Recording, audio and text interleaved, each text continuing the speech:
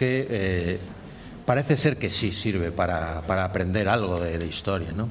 Entonces vamos a partir por lo menos de ese principio, vamos a llamarle fundamental. Como Toti se está sentando, quiero hacer una cosa que si no la hago, pues igual me pongo malo, que es agradecerle muy mucho a Toti que esta mesa redonda y todo lo que ha habido antes pues sea posible, porque yo creo que fundamentalmente la primera visita de Toti hace 3 años o 4 o algo así aquí ya, es realmente de donde surge, ¿no? Es el mito fundacional de estas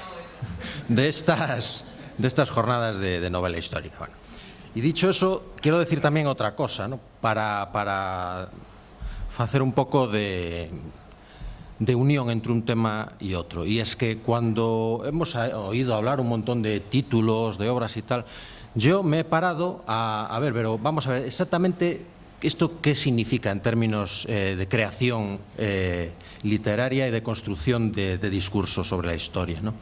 Pues bueno, entre toda esta gente que participa en estos 2 días aquí, bien, porque ya llegó un momento en que ya me cansé ya de contar, más de 100 novelas históricas hay. Es para pensarlo 2 veces, porque la novela no es solo el hecho de redactarla, es construirla, ¿no? O sea, la magnitud del trabajo que representa toda esta gente, y esa palabra creo que no ha salido todavía, trabajo de levantarse a las 5 de la mañana, de escribir, de pensar y, si acaso, redactar, es algo, bueno, magnificente, es un auténtico monumento, ¿no? a lo que es la literatura. ¿Se puede aprender historia con la novela histórica? Sí, ¿no? ¿O no? Lo he adelantado antes. Mi opinión es que sí. Probablemente si se le preguntase si se hace una encuesta a un grupo de historiadores, fundamentalmente, dirían que no, que eso es una aberración, que no. Pero yo creo que sí, en el sentido que acabamos de señalar. Acercar la historia a la gente, sin perder de vista que lo que se tiene entre manos, lo decía antes, es una novela. Por eso, con mucha frecuencia, quien lee novela histórica puede encontrarse lo que se llama al final una nota de autor. Y en esa nota de autor se suele señalar que forma parte de la, vamos a decir, verdad histórica, en todo caso la verdad, en algún, José Luis acaba de señalar cómo Procopio de Cesarea nos deja 2 textos, uno en las guerras persas y otro en la historia secreta, donde la visión que queda de Teodora es diametralmente opuesta, ¿no? Un historiador, imagínense ustedes que vamos a escribir una novela histórica sobre Teodora. ¿Cuál es la Teodora que vamos a escoger? La primera, la de las guerras, la de la historia secreta, no lo sabemos. Toti dice que las 2. Probablemente sería una mezcla de ambas, pero claro, el historiador también, perdón, el novelista también tiene derecho a escoger la que le dé la gana y tirar por ahí. Les hablaba de una nota de autor. Yo suelo colocarla en todas las novelas. Por ejemplo, en El Gran Capitán. En El Gran Capitán aparecen personajes tan fantásticos que no parecen históricos, y lo son. Algunos de los capitanes del Gran Capitán. Por ejemplo, hay un personaje que se llama Diego García de Paredes. En Madrid hay una calle García de Paredes. No crean ustedes que es por este capitán del Gran Capitán. Es porque había un mesón. Y el mesón dio nombre a la calle. Este Diego García de Paredes puede aparecer en la novela, cuando alguien la lee, como un personaje que pertenece a la creatividad literaria, a la ficción del novelista. Porque, por ejemplo, hizo cosas como la siguiente. Está cortejando una dama en su localidad natal. Este había nacido también en el culo del mundo, mira por dónde, en Trujillo. Él es trujillano y está cortejando a una dama. Piensen ustedes al modo en que, como se podía cortejar una dama a finales del siglo XV o principios del siglo XVI. a través de una reja. La dama en el interior de la casa, protegida por la reja, y el amante en la calle. García de Paredes debe excitarse en un momento determinado. Le conocían histórico como el Sansón de Extremadura. Y en esa excitación arranca la reja. Imagínense ustedes lo que ocurre a continuación. Pero fíjense el problema para una gente de finales del siglo XV o del siglo XVI. Ya en el siglo XX, alguien que se ha acostado con una mujer con atractivo, pues no le interesaba tanto haberse acostado con ella como decirlo. Lo cuentan de Luis Miguel Dominguín cuando se acuesta con Abagán. Que a él le importó aquello poco, pero lo que quería era decirlo. Aquí está el tío que... Pero la escala de valores de la gente de finales del siglo XV o principios del siglo XVI no va por ahí. La honra de aquella dama, el honor de aquella dama quedaba en entredicho. Cuando la reja de su casa, que separaba a los amantes, o al cortejador de su amada, había sido arrancada. ¿Qué hace García de Paredes? Arrancar todas las rejas de la calle. Ya está. Problema de resuelto. Ya la honra de la dama no está en cuestión. Es que lo hizo. Su madre quería agua bendita. Estaba enferma, postrada en la cama. Fue y arrancó la pila del agua bendita de la iglesia del pueblo y se la llevó a su madre para que mojase los dedos. Cuando alguien lee la novela es El Gran Capitán, lee estas cosas de García de Paredes, dice: Pepe Calvo está aquí jugando. Bueno. Nota de autor. Nota de autor al final. Este personaje es histórico, este es de ficción, tal hecho está exagerado, tal. Para, en eso de aprender historia, hombre, dejar claro, porque vuelvo a repetir, lo que uno tiene entre manos no deja de ser una novela. Termino. Algún lector me ha escrito con esto de las notas de autores estando muy desconforme. Y me dice: mire, yo me lo había creído todo y ahora resulta que la mitad es mentira o no responde a la realidad histórica. Y yo le he contestado, digo: me alegra mucho lo que usted me ha escrito, porque los que no existieron son tan verosímiles que usted se lo ha creído. Ese era el objetivo. Pero hay que dejarlo claro. Yo creo que se puede aprender historia sabiendo que lo que se tiene en las manos es una novela.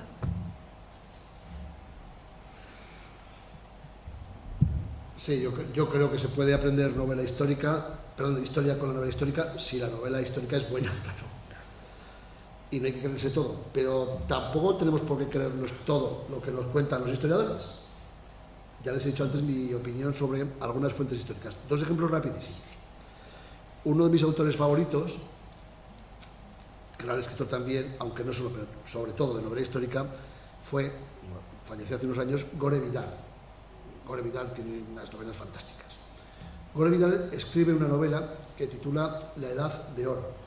Y La Edad de Oro está ambientada en esa época de los Kennedy, de John Fitzgerald Kennedy y su esposa, cuando incluso algún escritor muy importante norteamericano identificó la corte de los Kennedy de 1960 al 63 con la corte del rey Arturo. Bueno, una especie de... Arturo sería Kennedy, Ginebra sería Jacqueline, luego Onassis. En esa novela va contando la historia de aquellos años, de aquellos 3-4 años de los Kennedy en la Edad de Oro, Gore Vidal, y dice que él estuvo paseando por Central Park en Nueva York con Eleanor Roosevelt, la esposa del presidente Roosevelt, ¿no? Y dice: lo que a mí me contó y lo que yo recuerdo que me contó de aquel tiempo, de aquella época, Eleanor Roosevelt, es mucho más próximo a la realidad que muchas historias que estoy leyendo ahora. Esto lo escribe 40 años después, 30 años después, que muchas historias que estoy leyendo ahora sobre los Kennedy. Dice, por lo tanto, los historiadores, y hace una reflexión sobre los historiadores, dice: va siendo hora de que los historiadores se dejen de caminar por ahí, por el bosquecillo de Clio como fantasmas o espíritus, y que se dediquen a lo importante, es decir, a intentar buscar No la verdad que es imposible, pero sí lo más próximo a la verdad. Y un segundo ejemplo. Cuando yo escribí la novela, la primera entrega de esa trilogía sobre la guerra de independencia en Trafalgar, estuve leyendo, documentándome con historias de la Armada Británica, y la historia clásica de la Armada Británica, que se escribió a partir de 1830, la escribe un periodista, no era historiador, pero estuvo mucho tiempo recopilando materiales para escribir esa historia de la Armada Británica, hasta la mitad del siglo XIX, se llamaba Keats. Keats se llamaba Hawker. Este periodista se entrevistó en 1829 con Keats. Keats era un amigo íntimo de Nelson, era vicealmirante, bueno, fue almirante después de muerto, pero el vicealmirante que dirigía la Armada Británica en Trafalgar, la batalla de Trafalgar. Bueno, pues Keats le cuenta a Hawker en 1829 una conversación que, según este amigo de Nelson, que ya tenía 70 y muchísimos años, le había contado Nelson paseando no por Central Park, sino por Hyde Park en Londres, que ya existía. Y le cuenta el amigo de Nelson a Hawker, al periodista convertido en historiador, que Nelson le había dicho en el mes de julio de 1805, unos meses antes de la batalla, fue en octubre, 21 de octubre, pues unos meses antes, cómo iba a ser la batalla, cómo iba a disponer las dos alas de su armada, cómo iba a atacar a la combinada y cómo iba a soplar el viento. Y esto ha pasado desapercibido, y muchos historiadores británicos cuentan esta conversación que tomó. Yo no sé si realmente lo que hace este Hawker Lockett realmente es lo que le contó Keats, pero así lo cuenta. No sé si se inventó esa conversación de 1829 el periodista para ponerlo en un libro, o si Keats, ya muy mayor, lo que hizo fue contarle la batalla de Trafalgar como si a él se lo hubiera contado Nelson unos meses antes de que hubiera existido la batalla. Pues los historiadores británicos la cuentan así. Y a nadie se le ha ocurrido que puede ser un invento de Locke o un invento de Keats, por ejemplo. Es que, sí, hay una cuestión. La historia ocurre de una determinada forma. El historiador trata de acercarse a qué es lo que ocurre. Puede conseguirlo o puede no conseguirlo. Cuanto más nos remontamos en el tiempo, más difícil. Mucho más difícil, porque la documentación es más escasa y resulta mucho más complicado. Ya me hubiese gustado a mí haber tenido, como se podía, si hubiese acercado históricamente a un personaje del siglo XX al que conservamos su voz, sus conversaciones, están grabadas. La televisión ha podido... No puede usarlo, no sé este. La televisión ha podido dejarnos documentos extraordinarios. Imagínense si yo lo hubiese tenido de ese Carlos II al que Cristina invitaba a un plato de sopa. Quiero decir que cada vez nos encontramos, conforme nos vamos remontando, con mayores dificultades para poder acercarnos a lo que fue la realidad. Es más, en historia se ha llegado incluso a plantear cuestiones que forman parte casi de una aberración. ¿Sí? A mí alguna vez me han preguntado qué hubiese ocurrido si... ¿Qué hubiese ocurrido si al general Prim... Saben ustedes que hay una tesis muy extendida, y es que la nueva dinastía de la Casa de Saboya no puede consolidarse porque es asesinado el general Prim, que es el sostén fundamental que tiene Amadeo. ¿Qué hubiese ocurrido si Prim no hubiese sido asesinado? Se podría escribir una novela fantástica, pero eso ya no es historia. La historia es lo que ocurrió. Yo recuerdo, dando una clase, le había explicado a los chicos la batalla del Ebro, de la Guerra Civil Española. Le había explicado cuáles eran los objetivos del ejército republicano, que es el que lanza la primera ofensiva en julio del 38. Quiere, en fin, aligerar la presión que hay sobre Madrid, volver a conectar Cataluña con el resto de la España republicana, desgastar al ejército franquista con el propósito de prolongar la guerra todo lo posible, porque ya en Europa suenan tambores de guerra y se piensa que si la Guerra Civil Española entra en el lío monumental que puede ser una guerra en Europa, quizá el curso de la guerra, que ya va muy mal para la República, pudiese ser otro, ¿no? Bueno, yo le explico todo esto a los chicos, pero bueno, el ejército franquista rompe el frente republicano por varios sitios a lo largo del Ebro a finales del mes de octubre. El frente republicano se hunde y tras la batalla del Ebro la República tiene la guerra perdida. Y claro, entonces me dice un chico, cuando he terminado, levanta y me dice, mire, ¿qué hubiese pasado si el ejército republicano hubiese ganado la batalla del Ebro? Claro, la respuesta mía fue, chico, eso no es historia. Podemos escribir una novela. Y se han escrito novelas de este tipo. No sé si oyeron ayer la noticia o han leído la noticia que ha muerto Philip Roth. Este que se ha quedado sin premio Nobel y creo que peor para el premio Nobel, ¿no? Roth escribió una novela en la que plantea, fíjense ustedes lo siguiente, los norteamericanos, a diferencia de lo que nos ocurre a nosotros, valoran mucho sus héroes. Y el tipo que cruza por primera vez el Atlántico Norte en un vuelo, en avión, era Lindbergh. Lindbergh se convierte en un gran héroe para los norteamericanos. Pero Lindbergh era un profundo admirador de los nazis y de Hitler. ¿Sí? Y tenía planteamientos de los que tenía esa gente. Roth escribe una novela que se llama Conjura contra América, donde ambienta muy bien la América de 1938. Cómo viven los judíos norteamericanos, cómo es el ambiente en las grandes y en las pequeñas ciudades norteamericanas. En ese sentido, la ambientación que Roth hace es fantástica, histórica. ¿Pero qué nos cuenta Roth? Que Lindbergh se presenta a las elecciones presidenciales de los Estados Unidos y que es un héroe para los norteamericanos y que gana las elecciones. Un admirador de Hitler. ¿Qué hubiese pasado en el mundo con unos Estados Unidos dirigidos por un presidente que estaría dispuesto a firmar un acuerdo con ese individuo? Pero claro, eso no es historia. Ha utilizado un ambiente histórico, personajes históricos, pero eso no es historia. Por lo tanto, con novelas de ese tipo no se puede. Eso son ucronías, cosas de este tipo. Y si alguno de ustedes leyera una novela que escribió Jesús Torbado, también ganó el premio Planeta. Una novela que comenzaba, les va a sonar,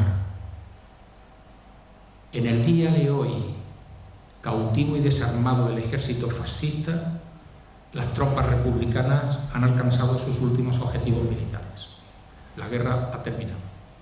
Ese es el último parte de guerra que firma Franco en Burgos, el día 1 de abril de 1939. Cambian los términos. Claro, fíjense cómo comenzaba la novela.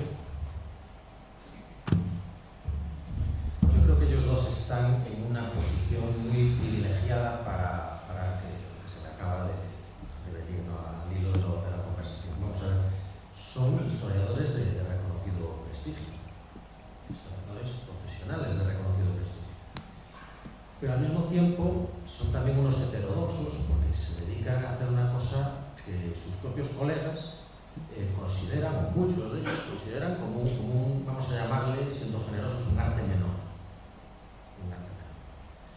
Ha faltado didáctica de la historia y por eso la novela histórica tiene el grado de aceptación tan grande que tiene. Bueno, ha habido un problema en la historiografía española.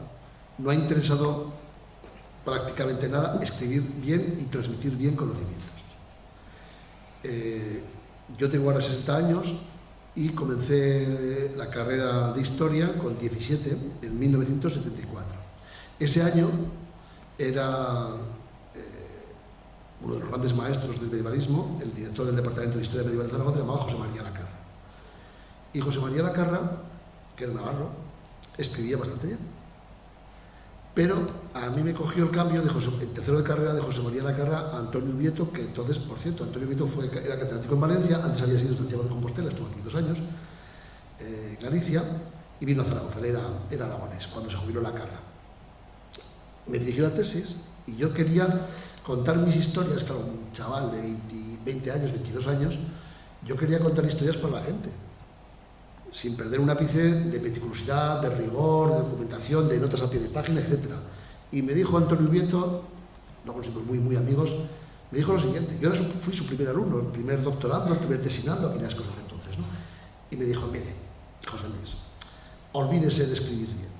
Lo importante en historia es, y me dijo, no el dinero, me dijo, lo importante en historia es el documento. Y eso, él era un documentalista fantástico, era un hombre que se conocía toda la documentación española medieval hasta el año 1300 casi en memoria, no se pueden ni imaginar. Y cuando veía un documento enseguida sabía si era falso, si había sido falsificado, si había sido alterado, los testigos, era impresionante. Pero no le importaba escribir bien, y sus libros son bastante farragosos porque le daba igual, él quería demostrar que en tal año había muerto tal rey, había nacido, o lo que fuera, ¿no?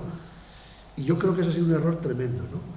De hecho, en esas cosas que se han inventado hace unos años, de los tramos de investigación, resulta que tú puedes escribir una historia de España, y pongo un ejemplo mío, de 800 páginas, al cual le dedicas toda tu vida, y eso vale lo mismo que un artículo de 8 páginas con 2 documentos sobre cómo era la renta feudal en Tauste, un pueblo de Aragón. Bueno, pues el mundo de la academia, ¿no? El mundo del historiador profesional de la universidad, en los institutos, en los museos, etc., se ha vuelto un poco obsesivo con hacer currículum para los colegas, que lo decías antes. Y entonces nos hemos olvidado de contar historia. Creo que todos tenemos la experiencia de editores nuestros que nos han dicho, acabo de recibir el libro de un historiador, no hay quien lo lea. Un historiador profesional. ¿Por qué? Por eso. Y entonces la gente ha ido a la novela, claro. Yo creo que la novela histórica no puede sustituir a la historia. La historia es una ciencia inexacta, a diferencia de otras que son exactas. Pero una cosa es que no pueda sustituir a la historia y otra cosa es que no se pueda aprender historia a través de la novela histórica. Esa, en mi opinión, es la gran diferencia que puede haber y el gran valor que puede tener la novela histórica. Evidentemente, yo he tratado de así a grandes rasgos, ¿no?, de definir esta tarde aquí qué es una novela histórica, que José Luis acaba de decir, claro, una buena novela histórica. También hemos señalado cómo el mercado busca, en fin, los beneficios que genera el mercado y sitúa como novelas históricas, sabiendo el atractivo que pueden tener para un público muy importante, como novelas históricas, algunas que no lo son. Entonces, colocar como novela histórica, por ejemplo, Conjura contra América de Philip Roth, no puede ser, porque no es una novela histórica. O lo de Las últimas banderas, no puede ser, porque no es una novela histórica. Entonces, yo la única, no salvedad, sino precisión que haría, sería una auténtica, para aprender historia, una auténtica novela histórica, una buena novela histórica, una auténtica novela histórica. Y eso requiere mucha documentación, muchísima. Y a veces la documentación de algo que a los historiadores durante muchísimo tiempo no les interesó. Es decir, la historia durante muchísimo tiempo fueron los grandes personajes y los grandes acontecimientos. Bien, pero la gente los personajes de una novela andan por la calle, hablan entre ellos, entran a una taberna, compran algo. Y cuando compran algo utilizan dinero, el dinero de la época. Y el dinero de la época tiene un determinado valor. Si yo les digo a ustedes, o yo escribo en una novela, se compró un vestido, estamos en el siglo XVII, que costó 2.000 ducados. Pues ustedes pueden leerlo y si no conocen el valor del ducado en el siglo XVII, pues pueden entender que fuera un vestido, pues yo qué sé, de 100 euros de nuestro tiempo. Puede ser un vestido normal. Pero es que 2.000 ducados, si un novelista quiere llevar al lector a su verdadero sitio y saber que cuando se ha gastado 2.000 ducados en un vestido, se ha gastado una fortuna, ha tenido que valerse de algún recurso, no como haría el historiador, ponerse a decir, miren ustedes, un ducado tenía 11 reales, un real 34 maravedises, un ducado eran 375 maravedises. Al lector se le cae la novela de las manos. Ha tenido que decir que un trabajador, un artesano, cobró su soldada, o cobraba la semana, y cobró medio ducado. Y el lector, al que dice, ¿un artesano en una semana cobrando medio ducado? ¿Cuánto ganaba al mes? ¿2, 3 ducados? ¿Un vestido de 2.000 ducados? Lo habrá diseñado Roberto Berino. Fíjense entonces cómo el novelista tiene que buscar un recurso para poder llevar al lector a el valor del dinero sin ponerse a explicarlo como lo haría un historiador. Y eso tiene su técnica. Mire, en El espía del rey, la última novela que yo he escrito por ahora, hasta octubre, que saldrá la siguiente, que cuando Jorge Juan va a Londres a espiar y ha aceptado ser espía, y yo sé que la escala de valores del siglo XVIII no es la nuestra, y si ha aceptado ser espía y lo descubren, quien le ha hecho el encargo le ha dicho, y si te descubren nosotros no sabemos nada, que es lo que le pasa a los espías. Por lo tanto, morirás sin honor, colgado de una cuerda. Y él acepta pese a todo, porque tiene una escala de valores y le han convencido de que es bueno para su país. Bueno, no entremos. Cuando él llega a Londres, saben que la Marina británica es muy poderosa. Algún día podríamos hablar de lo poderosa también que era la Marina española, sobre todo después de que Jorge Juan pase por Londres. Él va acompañado de 2 guardiamarinas y suben por el estuario del Támesis, el barco que los lleva, un barco que se llama The First August, el 1 de agosto.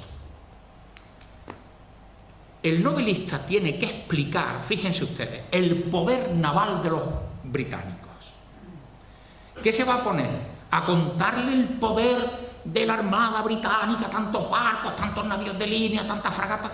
No, aquello es un bosque de mástiles. ¿Qué le dice un guardiamarina a otro? Fíjense, a esto tendremos que enfrentarnos. Exclamando, a esto tendremos un día que enfrentarnos. Es decir, están viendo una escuadra poderosísima, pero solo una frase, que ha habido que pensarla mucho, para que en muy pocas palabras el lector de momento se dé cuenta y dice, bueno, están viendo el poder naval de los británicos en los docks, en las riberas del Támesis, los barcos anclados allí. Entonces uno le dice a otro, algún día a esto tendremos que enfrentarnos. Ya está dicho todo. ¿Qué hubiese necesitado el historiador? Medio volumen para explicarnos el poder, que es un navío de línea, cómo iba armado, cuántos cañones, que la marina inglesa disparaba mucho más rápido que la marina española porque estaban mejor entrenados. El novelista tiene que hacerlo de otra forma. ¿Qué puede ocurrir ahora? Que historiadores muy, en fin, académicos, a esto tendremos que enfrentarnos. Así se explica el poder naval de Inglaterra, así se explica en una novela.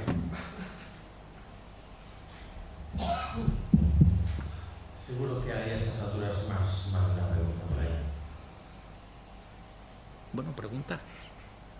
La revista de divulgación histórica no están cumpliendo su papel de divulgación y acercamiento de la historia a los lectores. Las revistas de divulgación histórica, hasta hace poco, eran criticadas por los historiadores. Digo hasta hace poco, ¿eh? Y desde luego, libros de historia se venden muy pocos, ensayos, algún fenómeno de vez en cuando, pero se venden muy pocos. Y en cambio, las revistas de historia tienen un éxito considerable. Bueno, la crisis ha disminuido todo, ¿no? Ventas, etcétera. Pero es evidente que tú vas a un kiosco que esté bien surtido y tienes National Historia, no la clásica, la de amarilla, sino National Geographic Historia. Tienes Clio, La aventura de la historia, Historia y vida, Historia de España vieja, yo qué sé, muy historia. Media docena larga, por no decir casi una docena, si cuentas otras más menos conocidas, de revistas de historia. Y están en casi todos los kioscos, vas al AVE, a la estación, a donde sea, y están. están cumpliendo esa labor. Yo creo que sí. Y mira, yo estoy de acuerdo con lo que dice José Luis totalmente. Tú te acordarás. Cuando yo defendí mi